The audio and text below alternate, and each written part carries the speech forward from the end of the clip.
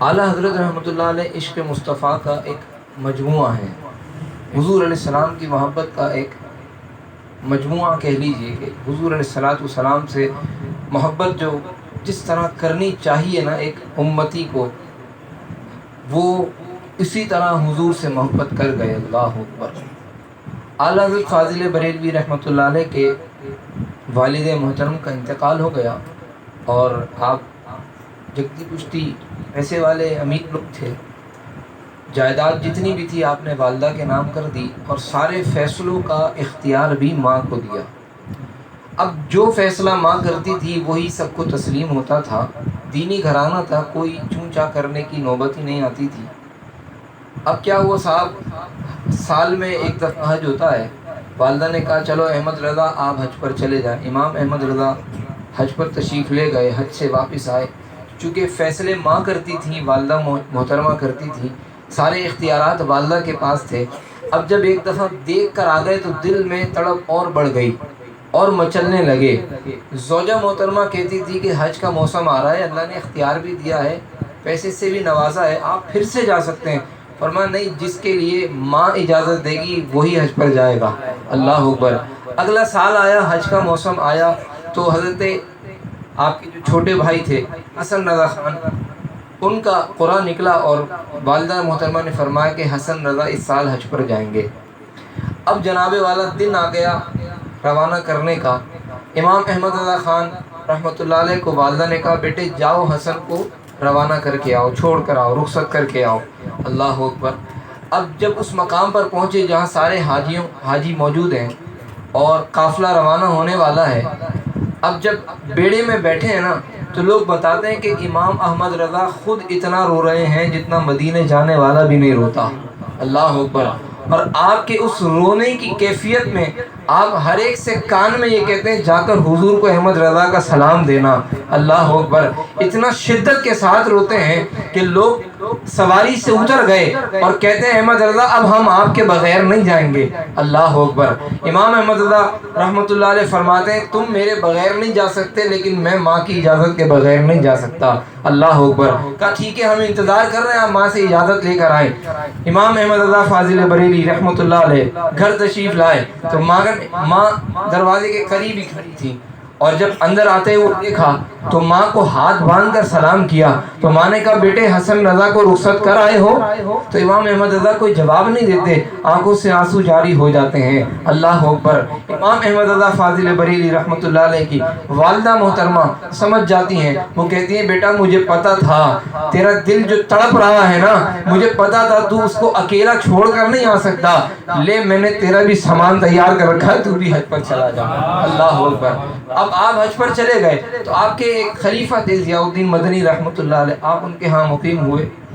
حضرت ضیاء الدین مدنی رحمۃ اللہ علیہ فرماتے ہیں کہ اعلیٰ حضرت کا مدینہ طیبہ میں معمول یہ تھا کہ صبح سے لے کر شام تک اور شام سے لے کر صبح تک بس روتے ہی رہتے، زاروں قطار روئے چلے جا رہے ہیں۔ اللہ اکبر۔ فرماتے ہیں کہ میں نے پوچھ ہی لیا کہ بالآخر کہ حضور ہوں تو آپ کا غلام، لیکن میں پوچھنا چاہتا ہوں کہ آخر یہ اتنا رونا کس لیے ہے، اتنا رونا کس لیے ہے؟ تو اعلیٰ حضرت رحمۃ اللہ علیہ فرماتے ہیں کہ اے ضیاء الدین اب دل چاہتا ہے کہ سر کی آنکھوں سے حضور کا دیدار ہو جائے، بس اس تڑپ میں رو رہا ہوں۔ اللہ اکبر۔ گویا وہ کہہ رہے ہیں کہ اٹھا دو پردہ دکھا دو چہرہ کہ نور باری حجاب میں ہے، زمانہ تاریک ہو رہا ہے کہ مہر کب سے نقاب میں ہے۔ اللہ اکبر۔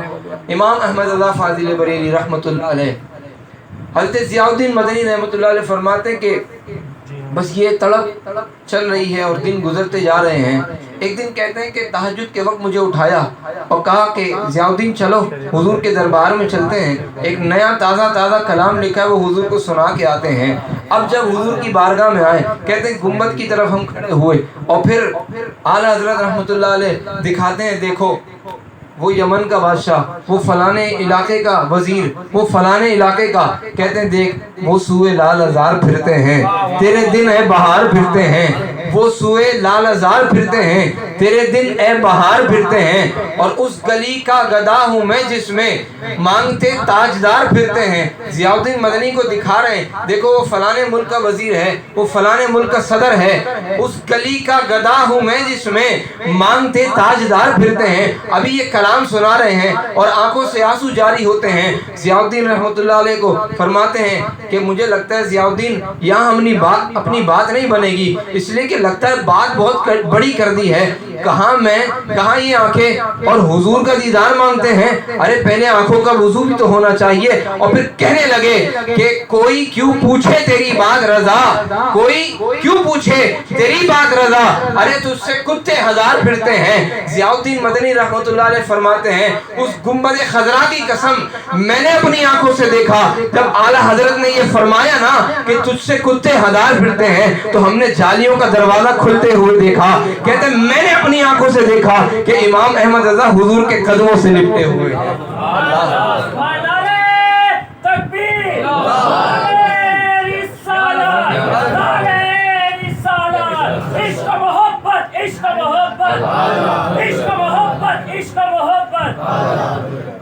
تو یہ حضور علیہ السلام سے محبت کا ایک انداز تھا، ایک کیفیت تھی۔ اللہ کرے کہ یہ کیفیت ہمیں بھی نصیب ہو جائے۔ اعلیٰ حضرت رحمۃ اللہ علیہ کے ایک اور خلیفہ تھے حضرت نعیم الدین مراد آبادی رحمۃ اللہ علیہ۔ ان کے ایک دوست تھے حضرت دیدار علی شاہ، الور کے رہنے والے تھے، محدث تھے اور عمر میں تھوڑے سے بڑے تھے، بزرگ تھے۔ تو اکثر و بیشتر مراد آباد آتے ہیں نعیم الدین رحمۃ اللہ علیہ سے ملاقات کے لیے، اور ملاقات ہوتی ہے نا، تو اکثر و بیشتر حضرت نعیم الدین مراد آبادی رحمۃ اللہ علیہ حضرت دیدار علی شاہ رحمۃ اللہ علیہ کو اعلیٰ حضرت رحمۃ اللہ علیہ کے حوالے سے گفتگو کرتے اور کہتے میرے شیخ سے کبھی چل کے ملیے نا۔ تو ایک دن آپ نے کہہ دیا دیدار علی شاہ رحمۃ اللہ علیہ نے کہ بھائی میں نے سنا ہے وہ ذات کے پٹھان ہیں اور ان کی طبیعت ذرا سخت ہے۔ کیا کہا؟ ذات کے پٹھان ہیں اور طبیعت ذرا سخت ہے۔ کہتے ہیں میں آتا جاتا رہتا تھا، ایک دن میں مراد آباد پہنچا تو نعیم الدین تیاری کر رہے تھے، سامان باندھ رہے تھے۔ میں نے کہا کہاں جا رہے ہو؟ کہنے لگے بریلی جا رہا ہوں، احمد رضا سے ملنے کے لیے جا رہا ہوں۔ حضور آ ہی گئے تو چلیں ذرا میرے ساتھ، آپ بھی چل لیں۔ کہتے بار بار یہ کہتے تھے، میں نے کہا چلو آج ذرا دیکھتے ہیں احمد رضا کا حال کیا ہے۔ اللہ اکبر۔ کہتے جب ہم بریلی پہنچے اور امام احمد رضا کی جب مسجد پہنچے نا تو نماز کا وقت ہو چکا تھا، جماعت کھڑی ہو چکی تھی۔ کہتے ہیں میرا وضو نہیں تھا، نعیم الدین کا وضو تھا، وہ جماعت میں شامل ہو گئے، ایک آدھ رکعت نکل گئی تھی۔ میں وضو خانے پر گیا تو ایک برتن میں پانی بھرا تھا، میں نے اٹھایا اور وضو کر لیا۔ کہتے ہیں ایک نابالغ 8-9 سال کا بچہ آیا، کہنے لگا حضور آپ کو پتہ نہیں ہے یہ پانی میں نے بھرا تھا، بغیر اجازت کسی کی چیز استعمال نہیں کرتے۔ اللہ اکبر۔ کہتے ہیں بس وہیں مجھے دھچکا لگا کہ امام احمد رضا کے مدرسے کے بچے بھی ایسے ہیں۔ اللہ اکبر۔ کہتے ہیں اچھا چلو تم مجھے اجازت دے دو۔ کہا حضور دکھنے میں تو بڑی سمجھدار لگتے ہیں لیکن آپ کو اتنا بھی نہیں پتا کہ نابالغ اپنی چیز اپنی مرضی سے بھی نہیں دے سکتے۔ تو فرماتے ہیں بس مجھے وہی دھچکا لگا کہ احمد رضا کے مدرسے کے بچوں کا علم اس لیول کا ہے۔ اللہ اوپر۔ کہتے ہیں بس میں وضو کر کے جب اوپر کی جانب جانے لگا، نماز مکمل ہو گئی تو احمد رضا خان نیچے کی طرف آ رہے تھے، سیڑھیوں پر ملاقات ہوئی۔ نہ میں نے کبھی پہلے دیکھا نہ انہوں نے مجھے پہلے دیکھا، نہ ہماری ملاقات کبھی نہیں ہوئی، کسی نے تعارف بھی نہیں کرایا کیونکہ ابھی جماعت ہو رہی تھی، نعیم الدین اپنی رکعتیں مکمل کر رہے تھے، ہماری ملاقات نہیں ہوئی۔ کہتے ہیں احمد رضا جیسے نیچے اترنے لگے نا مجھے دیکھ کر سمجھ گئے کہ میں سید ہوں۔ کہتے ہیں مجھے میری بڑی تعظیم کی، میرے ہاتھ چومے، گویا ایسا لگتا تھا کہ میری آنکھوں سے دیکھ کر انہیں پتہ چل گیا کہ آل رسول آ گئے۔ اللہ اکبر۔ عشق رسول ایسا ہو۔ اللہ اکبر۔ فرماتے ہیں کہ بس میں بات ابھی کر ہی رہا تھا تو میں نے پوچھ لیا احمد رضا یہ بتاؤ کیا حال ہے؟ انہوں نے وہاں پر مراد آباد میں ایک جملہ کہا تھا نا، تو لوگ کہتے ہیں حضور کو معاذ اللہ علم غیب نہیں، لوگ کہتے ہیں لوگ، تو ہم تو وہ ہیں جنہیں اعلی حضرت نے حضور کے متعلق یہ عقیدہ گھول کر پلا دیا کہ حضور جانتے ہیں۔ تو جنہوں نے یہ عقیدہ گھول کر پلایا خود ان کے علم کا حال کیا ہے؟ جب سید دیدار علی شاہ رحمۃ اللہ علیہ پوچھتے ہیں احمد رضا سناؤ کیا حال ہے، تو امام احمد رضا فرماتے ہیں حضور ذات کا پٹھان ہوں، طبیعت ذرا سخت رہتی ہے۔ نہیں سمجھے بات؟ ذات کا پٹھان ہوں طبیعت ذرا سخت رہتی، یعنی کہ وہ بات جو آپ نے مراد آباد میں کہی تھی وہ کسی نے بتائی نہیں، تعارف نہیں ہوا، امام احمد رضا وہی جملہ دہرا رہے ہیں۔ اللہ اکبر۔ کہتے ہیں ملاقات ہوئی، کچھ دن وہاں رہے، جب نعیم الدین نے واپسی جانے کا ارادہ کیا تو فرماتے ہیں حضور چلنا ہے؟ تو کہتے ہیں نعیم الدین اب تم چلے جاؤ، اب ہم احمد رضا کے پاس ہی رہیں گے۔ اللہ اکبر۔ امام احمد رضا فاضل بریلی رحمۃ اللہ علیہ، عشق رسول کا وہ مجموعہ، ایک بزرگ تھے بادشاہ اورنگزیب عالمگیر رحمۃ اللہ علیہ۔ چونکہ میں عشق رسول کے حوالے سے گفتگو کر رہا ہوں کہ اعلیٰ حضرت نے خود کیا کیا اور امت کو کس کام پر لگایا، اور جس کام پر لگایا اس کا صلہ کیسے ملتا ہے، سنیے۔ اورنگزیب عالمگیر کی بارگاہ میں نا ایک شخص آیا، بہروپیہ تھا، وہ روپ بدل بدل کر پیش ہونے کی اس میں اندر صلاحیت تھی۔ کہنے لگا حضور میں بہروپیہ ہوں، ابھی آپ مجھے دیکھ رہے ہیں، کسی دن میں روپ بدل کر آؤں گا، اگر آپ مجھے نہ پہچان سکے تو میں انعام کا حقدار ہوں گا۔ کہنے لگے ٹھیک ہے صاحب۔ تو بادشاہ نے اعلان کیا جناب فوج میں سپاہی بھرتی ہوں گے۔ اب وہ جناب اس کی ایک ایکسرسائز ہوتی تھی، ایک مخصوص طریقہ کار ہوتا تھا۔ اب وہ جناب بہروپیہ بھی کوشش کر رہا ہے، فل اس نے گیٹ اپ بنا لیا، انٹرویو ہونے لگے، ایک تو بھی پاس ہے تو بھی پاس۔ جب وہ بہروپیہ آیا نا، دیکھتے ہی حضرت اورنگزیب عالمگیر نے 10 روپے نکالے، فرمایا تیرے آنے جانے کا کرایہ، جا میں تجھے پہچان گیا۔ اب جناب والا پھر کچھ دن گزرے تو بادشاہ سلامت نے اعلان کیا بھائی جو غریب لوگ ہیں ذرا آ جائیں، ہم نے کچھ خیرات بانٹنی ہے۔ تو مختلف لوگ اپنے اپنے انداز میں بادشاہ سے خیرات لینے آئے۔ اس نے بھی اپنا ایک حلیہ بنایا فقیروں والا، بھویں اڑا دی، عجیب عجیب سے پھٹے ہوئے کپڑے پہن کر۔ جیسے ہی قریب آیا بادشاہ نے پھر 10 روپے نکالے، کہا جا تیرے آنے جانے کا یہ کرایہ ہو گیا، میں تجھے پھر پہچان گیا۔ اللہ اکبر۔ کہتے ہیں پھر اور مختلف طریقوں سے وہ روپ بدل بدل کر آتا رہا، بدل بدل کر آتا رہا، بادشاہ اس کے ساتھ یہی کرتے رہے۔ ایک دفعہ 2 سال اسی معاملے کو گزر گئے، بادشاہ جو تھے وہ ایک جہاد کے لیے لشکر لے کر جا رہے تھے، راستے میں ایک مقام پر دیکھا ایک پہاڑ سے لوگ اتر رہے ہیں، لوگ چڑھ رہے ہیں، لوگ اتر رہے ہیں، لوگ چڑھ رہے ہیں، بڑا رش لگا ہے جناب۔ پوچھا صاحب یہ کیا معاملہ ہے، یہاں اتنے ویرانے میں رش کیسا ہے؟ کہا جی یہاں ایک اللہ والا ہوتا ہے، ایک اللہ والا ہوتا ہے تو لوگ اس سے دعا کرانے آتے ہیں۔ اچھا، کبھی ٹھہرو ہم بھی جہاد کے لیے جا رہے ہیں، اس سے ہم بھی دعا کرا لیں گے۔ کہتے ہیں بھائی جب اس طرف گئے تو بتایا بھائی میں اورنگزیب ہوں۔ کہا بھائی جو بھی ہو، حضرت کے پاس نا لائن لگ کے ملتا ہے۔ تو کہتے ہیں 50 لوگ کھڑے تھے، 40-50، تو میرا اس کے بعد نمبر تھا۔ بڑی دیر میں دھوپ میں کھڑا کھڑا تھک گیا، بڑی دیر میں نمبر آیا، اندر گیا تو ایک بڑا خوبصورت سا انسان بیٹھا ہے اسلامی حلیے کے اندر، بظاہر بڑا خوبصورت بزرگ نورانی چہرہ۔ کہتے ہیں میں اس کے سامنے تحیات باندھ کے بیٹھ گیا، میں نے کہا کہ میں جہاد کے لیے جا رہا ہوں، آپ میرے لیے ذرا دعا کر دیں۔ اللہ اکبر۔ کہتے ہیں اس نے دعا کی کہ اللہ تمہیں کامیابی دے، اور کچھ نصیحتیں بھی کی کہ یہ کرنا، کسی پر ظلم نہیں کرنا، اگر فتح ہو جائے تو فخر اور غرور نہیں کرنا، مختلف طریقوں۔ کہتے ہیں ٹھیک ہے جناب۔ کہتے ہیں کچھ درہم تھے، میں نے اس کے مصلے کے نیچے بطور ہدیہ رکھے، میں اٹھ کر آنے لگا۔ جیسی میں غار سے باہر نکلنے لگا نا، کچھ چادر کھول کے اٹھ گیا، کہنے لگا بادشاہ میں انعام کا حقدار ہوں، اب میں انعام کا حقدار ہوں، تم مجھے پہچان نہیں سکے۔ اللہ اکبر۔ وہ بڑا حیران ہوتا ہے یار بادشاہ۔ کہتے ہیں اچھا بھائی تو نے مجھے بنا تو دیا ہے، اب میری فوج جو ہے یہ دھوپ میں کھڑی ہے، بتا آپ جلدی سے مانگنا کیا ہے، جلدی بول کیا لینا چاہتا ہے۔ اس نے کہا بھائی بات یہ ہے کہ تمہارے خزانے میں سب سے قیمتی جو ہیرے ہیں وہ تمہارے تاج میں لگے ہیں، اب یہ تاج مجھے دے کے جانا ہے۔ بادشاہ کہتا ہے کچھ اور مانگ لے، کہا نہیں یہ تاج ہی چاہیے۔ اب وہ تاج اس کے قدموں میں رکھتا ہے، بادشاہ چلا جاتا ہے۔ کہا لیکن تو مجھے بہروپیہ تھا نا، اپنے فن میں تو کامیاب ہو گیا، تو نے مجھے کہا تھا میں نہ پہچان سکوں تو میں انعام دوں گا، دیکھ ایک انعام ابھی دیا ہے، میں جہاد کے لیے جا رہا ہوں، فتح لے کر واپس آؤں گا تو تو یہیں رکنا اور مجھے بتا دینا یہاں رکنا، مجھے آواز دینا جب میرا قافلہ گزر رہا ہو، میں تجھے اس سے بڑھ کر بھی انعام دوں گا۔ اللہ اکبر۔ وہ جہاد کے لیے چلے گئے، واپس آنے لگے نا تو اس شخص نے آواز دے کر کہا بادشاہ رک جاؤ۔ وہ سمجھ گیا جناب اب یہ اور انعام مانگے گا۔ کہا جی بولو۔ کہا اپنا تاج واپس لے جاؤ، اپنا تاج واپس لے جاؤ۔ کہا بھائی پہلے تو تو انعام مانگ رہا تھا، تو نے کہا سب سے قیمتی ہیرے اسی تاج میں ہیں، اب کہہ رہا واپس لے جاؤ، میں تو اور انعام دینے کے چکر میں تھا۔ کہا نہیں بادشاہ یہ تاج واپس لے جا، میں راز سمجھ گیا، مجھے مسئلہ سمجھ میں آ گیا۔ اورنگزیب عالمگیر فرماتے ہیں اگر تجھے سمجھ آ گیا تو مجھے بھی سمجھا دے۔ اللہ اکبر۔ تو وہ کہتا ہے روتے ہوئے، زاروں قطار روتے ہوئے کہتا ہے کہ میں نے جھوٹ موٹ میں حضور کی غلامی کا حلیہ اپنایا، جھوٹ موٹ میں حضور کی غلامی کا حلیہ اپنایا، میں جھوٹا موٹا حضور کا عاشق بنا تو دیکھو بادشاہ کا تاج میرے قدموں میں آ گیا۔ اب مجھے سمجھ آ گیا اگر میں سچا حضور کا غلام بن جاؤں تو اللہ مجھے کیسا مقام دے گا۔ اللہ، اگر میں سچا غلام رسول بن جاؤں تو اللہ مجھے کیسا مقام دے گا۔ اللہ اکبر۔ حضرات ذی وقار، بس یہی آج کا پیغام ہے۔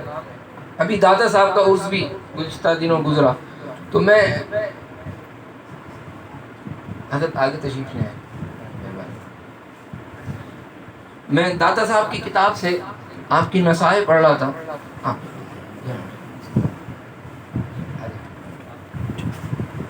اس میں ایک میں نے نصیحت یہ پڑھی کہ داتا صاحب نے فرمایا کہ توجہ، جیسے حضرت نے توجہ دلائی نا اپنی گفتگو میں کہ لوگ پریشان ہیں، وظیفہ ہے کہ یہ استغفار کرو، استغفار کرو، تو داتا صاحب نے فرمایا کھانے کے آداب میں سے یہ ہے کہ بندہ کبھی تنہا نہ کھائے، کھانے کے آداب میں سے یہ ہے کہ بندہ کبھی تنہا نہ کھائے، اور اگر مل جل کر کھائے تو اس میں بھی ایثار کرے، دوسرے کے آگے سے نہ لے۔ تو بس یہ چیز میں پڑھ رہا تھا، مجھے اتفاق سے ایک واقعہ نظر سے گزرا، تو بس آخر میں 1 منٹ میں یہ بات کر کے میں سمیٹ رہا ہوں۔ ایک شخص نہ دعا کرتا ہے کہ یا اللہ اس شہر کا جو سب سے مقرب آدمی ہے نا تیرے نزدیک، وہ مجھے خواب میں اس کی زیارت کرا۔ اللہ کہتے ہیں میں سو گیا، سویا تو میں دیکھتا ہوں مجھے میرے علاقے کی ایک مارکیٹ دکھائی، اور اس کے اندر ایک دکاندار ہے، تاجر ہے کپڑے کا، چونکہ میں نے دعا کیا کی تھی جو اس شہر میں، میرے شہر میں تیرا سب سے مقرب ہے، مجھے اس کی خواب میں زیارت کرا۔ تو کہتے ہیں کہ جب صبح کو اٹھا نا تو بڑا حیران، میں تو سمجھا تھا کہ شاید مسجد کے امام صاحب میرے خواب میں آئیں گے، 2 گلی پیچھے جو پیر صاحب رہتے ہیں شاید وہ خواب میں آئیں گے، مگر ایسا کچھ نہیں ہوا، ایک عام سا تاجر میرے خواب میں آیا۔ خیر صبح ہوئی، میں اس بازار کی طرف گیا، اس تاجر کی دکان تک پہنچا، میں سوچتے ہوئے جا رہا تھا کہ شاید دکان کے اندر کوئی مصلی بچھا رکھا ہوگا یا کوئی بڑی سی تسبیح لے کر بیٹھے ہوں گے کہ جناب وہ تسبیح پڑھتے رہے، مجھے بھی اللہ کی بارگاہ میں ایسا مقام ملا۔ کہتے ہیں جب میں دکان پر پہنچا تو نہ ایسا کوئی مصلی دیکھا، نہ کوئی تسبیح دیکھی۔ اللہ اکبر۔ کہ دیکھتا کیا ہوں کہ عام سا تاجر ہے۔ میں بیٹھ گیا، ایک کپڑا پسند کیا، کپڑا پسند کرنے کے بعد جب بارگیننگ ہوئی تو اس نے کوئی گول مول بات نہیں کی، بڑا معمولی سا منافع رکھ کے مجھے بتا دیا کہ بھئی یہ اتنے کا ہے۔ کہتے ہیں جب میں وہ خریدنے کے لیے پیسے نکالنے کے لیے جیب میں ہاتھ ڈالنے لگا نا تو اس نے کہا بیٹا ایک بات کہوں، میری بات مانو گے؟ کہ جی مانیں گے، کہیے۔ تو وہ کہتے ہیں بھئی یہ جو کپڑا تو نے پسند کیا ہے نا، یہی کپڑا، یہی کوالٹی، اسی دام میں تجھے سامنے والی دکان پر بھی مل جائے گا، ایک کام کر تو وہاں سے خرید لے، وہاں سے خرید لے۔ کہتے ہیں میں بڑا حیران ہوا، حضور آپ کی بات مان تو لوں گا مگر اس کا راز کیا یہ سمجھائیں۔ کہنے لگے بات صرف یہ ہے کہ مجھے آج جتنی ضرورت تھی نا اتنا میرا مال بک چکا ہے، یہ سامنے جو بیٹھا ہے یہ بھی بیوی بچوں والا ہے، اس کے بھی گھر بار ہیں، آج صبح سے اس کا کوئی مال نہیں بکا، تو میں چاہتا ہوں کہ اس کا بھی مال بک جائے تاکہ اللہ اس کے بھی معاملات آسان کر دے۔ کہتے ہیں میں سمجھ گیا، اٹھا وہاں سے، اس سے وہ کپڑا خریدا اور سمجھ گیا کہ راز کیا ہے اللہ کے قریب ہونے کا۔ داتا صاحب نے کیا فرمایا کہ کھانے کے آداب میں سے کیا ہے کہ کبھی تنہا نہ کھائیں۔ ہمارے ہاں تاجر برادری کا حال یہ کہ سب میں خریدوں، سب میں بیچوں، اسٹاک کر لیتے ہیں۔ ایمان سے آپ یقین کریں ابھی بخار کا موسم چلا تو پیناڈول تک شارٹ کر دی، یہ حال ہے ہمارے تاجروں کا۔ 20 روپے 25 روپے ملنے والا پتہ 60-70 روپے کی پیناڈول مل رہی ہے، اور وہی آدمی داتا صاحب کو عرس بھی منائے اور ان کے نام کی فاتحہ بھی دے، تو پھر کیا ہم کہاں جا رہے ہیں؟ تو خدا را اس بات کی طرف توجہ رکھیں، یعنی کہ بس پیغام یہ ہے کہ دوسروں کی خوشی کو تلاش کریں، اللہ تعالیٰ آپ کی خوشیوں کو آپ کے قدموں میں ڈال دے گا۔ اللہ تعالیٰ ہم سب کو عمل کی توفیق عطا فرمائے، آمین۔ وما علیہ الا البلاغ۔